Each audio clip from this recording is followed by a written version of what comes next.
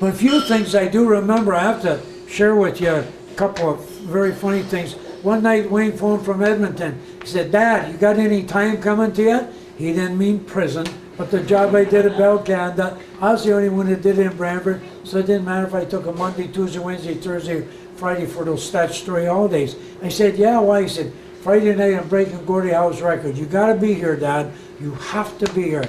Wayne, as you people know, is very family orientated. I said, oh, okay. I said, I'll catch the early flight out of Toronto. You pick me up after your practice, because all the NHL teams practice 9, 10, 11 o'clock in the morning, have their lunch in the afternoon, play, rest in the afternoon, and play at night. That's the routine. So I'm just taking off at Pearson Airport, and there's the aisle here, 3 seats there, actually 4, but it's easier to say 3. 3 seats there, and my seat, 2 seats here. I reached into the front post, pulled out a magazine, Sports Illustrated. Wayne's on the front cover. Whenever I speak at high schools, I always tell this story, and it's to teach the young students to be respectful to strangers. Pulled out the magazine, Sports Illustrated. Wayne's on the front cover. Lady sitting beside me. She says, I see you reading about Wayne Gretzky, eh? I said, yeah. She said, you know, I don't know how the devil he ever made it in the NHL. Bless my heart. What do you hear us? He's lucky he's got all those good players on his team. All he ever does is stand in front of that darn net, scores all the goals, gets all the money in the glory. Everybody else does all the work. Too late to tell her who I am.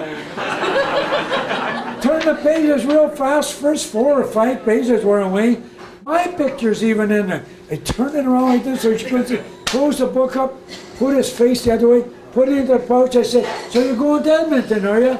Well, we're all going to Edmonton. We're on the same airplane. She said, yeah, her daughter got married 3 months ago. I haven't been out since the wedding. Going to go see how they're doing. Who are you going to see?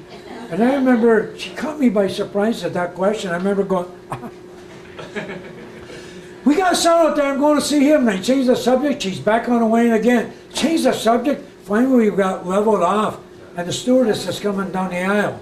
And I'm sitting in what was known as the first class section. And I forgot. She gets opposite me, and this lady's so busy chattering about Wayne, I couldn't hear the stewardess. She gets opposite me. She says to the lady next to the window, Mrs. Jones, what are you deciding on? I'm thinking, oh, she's going to call me by my name. I'll be Mrs. Smith when she gets to Mr. Gretzky. Hey, Mr. Gretzky, you going out to Edmonton to see your son Wayne play tonight? I understand he's going to break Gordie's record. Here's Mrs. Smith. Well, our food came. She didn't touch her eggs, her bacon, her toast. She did drink her coffee. Served her darn well right. But you know what? I felt so bad for her. Truly I did. Because I can be worse than what she was. I couldn't even eat myself. I remember I took a triangular piece of white on egg and a little piece of toast and 1 slice of bacon and drank my coffee. Worst fight ever. For the next 2.5 hours, that's how we were. My arms were like this. Her arms are like this. My eyes looking at her. Her eyes looking at me. Not another word was ever spoken. But I always tell that story. But I have one more that I want to share with you. One night I was watching TV just straight ahead. Picture windows at the right-hand side. Drapes are open. And it was 5:30. Supper wasn't quite ready. A car's going by real fast. And then they slowed right down as they went by the house. And the fact that there was 2 girls and a lady in the car, and they're all looking at the house, and they slowed right down, they're going this speed, and they didn't stop. I knew they'd be back. So I'm sitting there watching. Sure enough, they went around the block, the front door open, back door open. 2 young girls ran on the front lawn, grabbing handfuls of grass, and they jumped in the car, and away they went. Well, I was speaking one time. Whenever I tell a sad story, I always tell a funny story, and I told about the grass and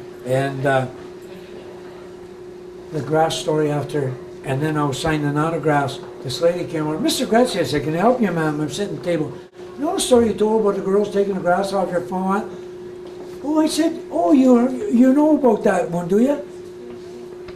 She said, yeah. I said, how do you know about that? Did you hear me speak somewhere else? She said, I was the driver of the car. She said the girls were from Halifax, Nova Scotia, visiting for the week. they wanted to know where Wayne Gretzky lived, so I drove past your home. As we were going past your home, one and said, please let us go to the door so we get some kind of souvenir. And I wasn't going to let them bother you. So they said, please go back so we get something. I went around the block, and they got the grouse. And anyways, they said, do you have their names and addresses at home?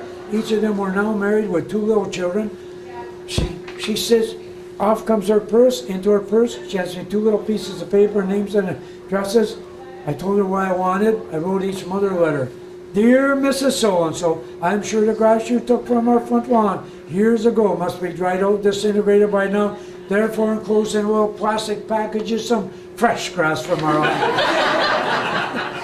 But anyways, I stand here today blessed as someone who has made the most of what I've been given, and I live every day grateful for a second chance at life, and I really salute the Heart and Stroke Foundation for supporting life-saving stroke research.